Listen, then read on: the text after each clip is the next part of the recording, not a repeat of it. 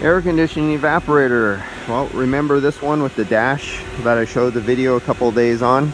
So there's the evaporator, and they almost have it all the way back together up here. And as you can see, the dash is all back on. And but this was the booger that was giving me a hard time finding the leak on. And as you can see, it looked like they ran and operated this air conditioning without a cabin air filter to protect the evaporator for quite a while. And it looks like they had a dog, because there's a bit of hair in there too. But this is what happens when you run without your cabin air filter. Someone pulls it out and goes, oh, I don't want to pay $15 for a new cabin air filter, so they pull it out, and that's what happens. And as you can see the green dye, and you can see the oil stain, how far it went.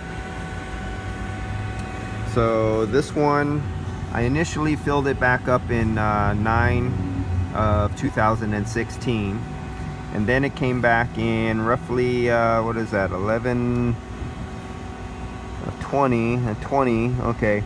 So around this time, oh, I remember why I have two here. I found the condenser leaking at that time. So a new condenser was put on, and of course there's a new desiccant is put in, where you see that little barrel right there. Right, where's my finger? Right there. The big round tube that's filled with the desiccant to keep the system dry.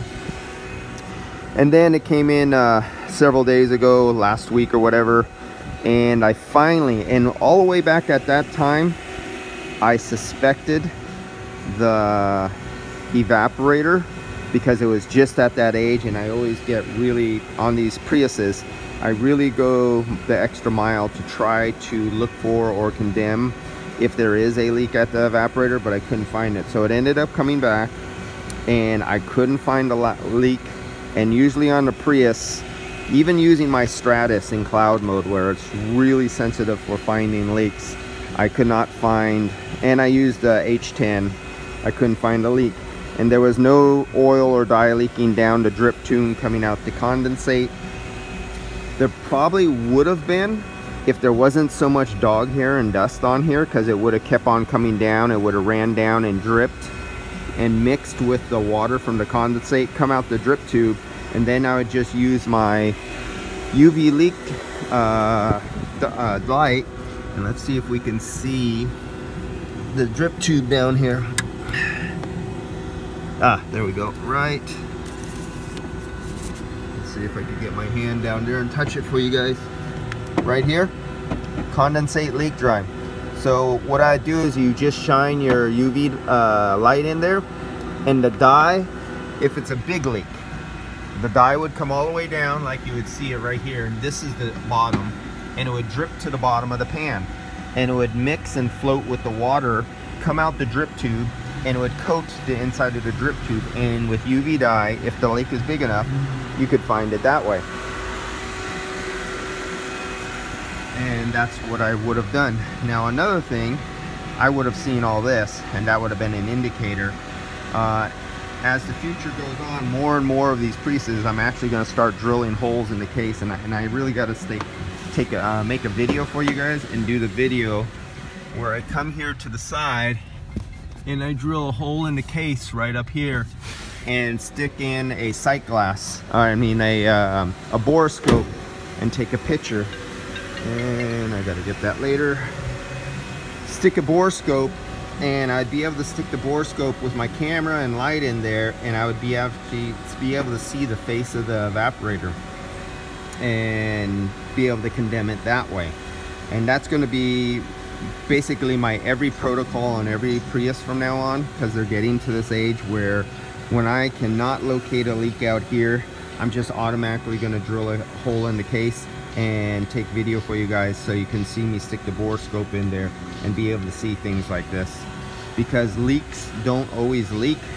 Some leaks are pressure dependent, some leaks are vibration dependent, some leaks are temperature dependent. And when you have a small fracture in metal, the metal can actually seal up, and with a film of oil on it, you'll be able to pull a perfect vacuum.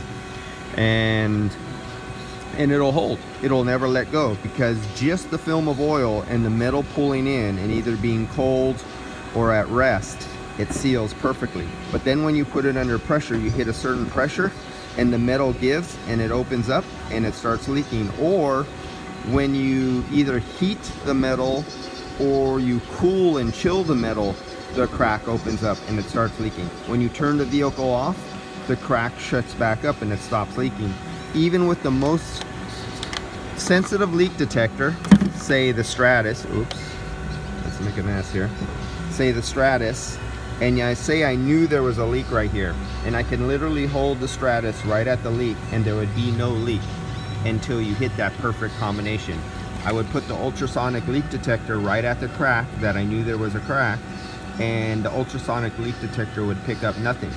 I can put bubbles on there, pressurize the system, and there would be nothing until it hits either that temperature on the rise or on the fall, or pressure on the rise or the fall. It would open up, it would release all the gas, and then it would shut off, and then you would come back and throw it on a vacuum pump or put pressure and the leak would shut off again, and it wouldn't repeat until it hit that one scenario of pressure rising or temperature falling or pressure falling, where it's like a shut-off valve that opens and closes.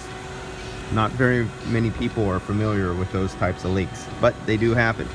And that's something you usually won't be taught inside a classroom or in a book to read. Free piece of information most instructors don't even know about. What else? So that's it. We're going down under vacuum. We're getting down there. It's going to be a little while. And yeah, so here's the size of my hand. Here's the size of the evaporator, a little bigger than the size of my hand. And I have a small hand. So for that, that's a 7.5 hour job to pull that out. Got a couple $100 there, a new expansion valve, and yeah, that's it. All right, guys, I'll see you. I don't think there's going to be anything spectacular about filling up the electric compressor on a Prius hybrid, because you've seen me do many videos. So I don't think I'll make another video after this, because I got to get out of here and get on to a next job. It's at the end of the day and I'm almost behind schedule. I got 2 places still to go. See you guys later. 7.5 hours, removing a dash just to get to this little inky dinky thing. Residential and commercial HVAC are so much easier. All right, see ya.